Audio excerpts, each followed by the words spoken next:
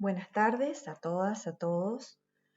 Bueno, esta semana haremos un recorrido eh, por algunos temas que vamos a conversar ahora. Esta semana recuperaremos entonces algunos conceptos sobre colonialismo y descolonización, eh, patriarcado, desde los aportes de Silvia Rivera Cusicanqui, Esther de Pineda, Adriana Guzmán, Jimena Tejerina y Rita Segato.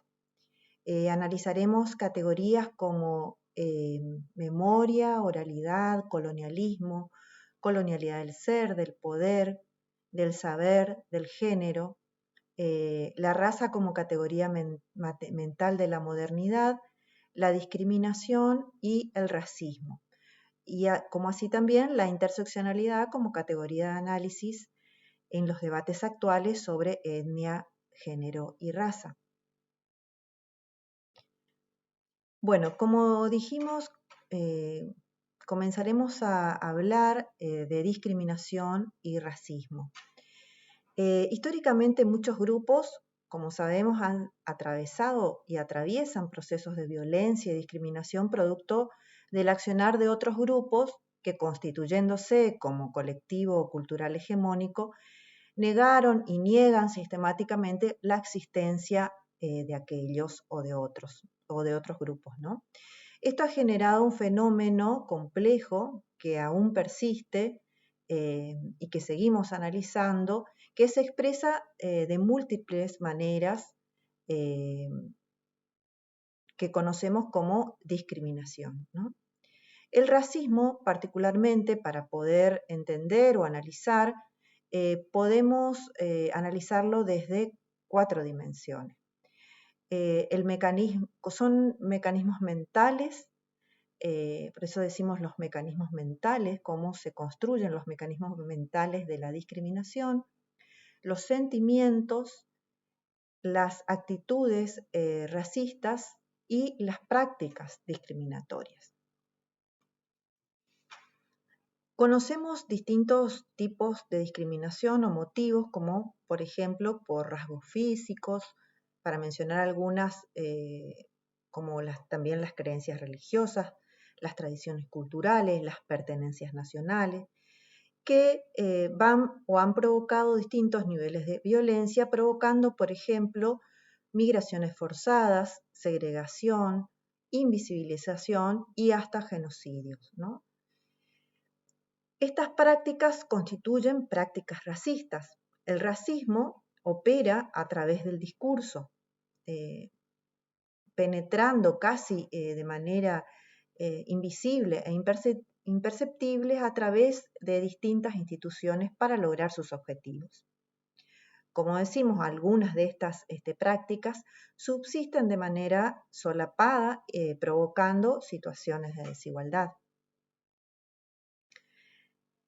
El etnocentrismo particularmente es un acto de agrupar a las personas en base a un criterio elegido e implica una forma de relacionarse socialmente para hacer diferenciaciones desde un posicionamiento jerarquizado. Y en este sentido, discriminación y etnocentrismo también van de la mano. ¿Qué dice nuestra normativa respecto a qué es la discriminación? Bueno, nosotros en Argentina contamos con la ley antidiscriminatoria, la ley 23.592, desde el año 1988. Esta ley define a los actos discriminatorios como cualquier impedimento o restricción del pleno ejercicio de los derechos sobre las bases igualitarias de los derechos y garantías fundamentales reconocidos en la Constitución Nacional por motivos tales como raza, religión, nacionalidad, ideología, opinión política o gremial, sexo, posición económica, condición social o características físicas, entre otras. ¿Y qué decimos cuando hablamos de prácticas sociales discriminatorias? Bueno, la práctica discriminatoria es crear y o colaborar en la difusión de estereotipos de cualquier grupo humano por características reales o imaginarias. Hostigar, maltratar, aislar, agredir, segregar, excluir y o marginar a cualquier miembro de un grupo humano por carácter de miembro de dicho grupo. Establecer cualquier distinción legal, económica, laboral, de libertad de movimiento, de acceso o a determinados ámbitos o en la prestación a un grupo humano del tipo que fuere, ¿no? Con el efecto o propósito de impedir o anular el reconocimiento, goce o ejercicio de los derechos humanos y libertades fundamentales.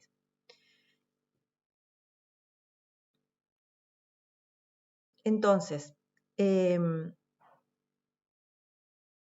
principalmente la discriminación es un ejercicio cognitivo y social, donde el objetivo principal es demarcar grupos humanos cargados de juicios de valor, que conducen a posicionamientos jerarquizados y por lo tanto de desigualdad, ¿no?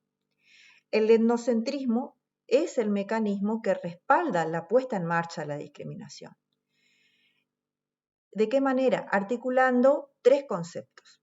La diferenciación, que sería la construcción de la otredad, los prejuicios, que referimos a la carga valorativa sobre dicha construcción de otredad, y los estereotipos, que apuntan a la fijación social de imágenes sobre esos otros o esa otredad que construimos. Entonces, el etnocentrismo está basada en una idea de distintividad entre grupos que implica una mirada comparativa para diferenciarse. Entonces, desde el etnocentrismo se busca además universalizar la propia cultura. O sea, mi cultura es la que cuenta con más valor, es la mejor, es la más civilizada, etc., ¿no? Solemos escuchar, por ejemplo, qué ridiculez, cómo se comportan o cómo se visten, qué ignorantes que son. Es un posicionamiento valorativo de superioridad cultural. Se utilizan parámetros que impiden entender los sentidos y significados reales de la otra cultura que se pretende conocer. Existe una sensación de alteridad, que significa tener conciencia de la diferencia y surge comúnmente del contacto intercultural. Cuando una sociedad no reflexiona sobre la construcción de estas diferencias, esta puede ser reproductora de prejuicios y estereotipos discriminatorios. Entonces, repasando, los prejuicios dijimos que conllevan carga valorativa sobre la construcción de la otredad. Es un juicio de valor negativo sobre otras personas o grupos y se forma muchas veces sin tener conciencia de ello, por eso es difícil de detectarlo y reflexionar sobre estos estereotipos, ¿no? El estereotipo, como decimos, es la fijación social de imágenes sobre los otros. Tendemos a no reconocer la complejidad ajena o no comprenderlas en las mismas condiciones que a la propia, ¿no? Por ejemplo, lo más común, donde fijamos esas imágenes sobre los otros, es a través de los chistes, ¿no? Aquellos chistes que conocemos sobre otras culturas, sobre otras orientaciones sexuales, identidades, etcétera, lugares de origen. El etnocentrismo se articula con la relación de poder y sometimiento. Hay una idea de superioridad, inferioridad. La mirada etnocéntrica conlleva indiferencia, odio, desprecio, ¿no? Y también van articulados con otras variables como son, por ejemplo, intereses políticos y económicos.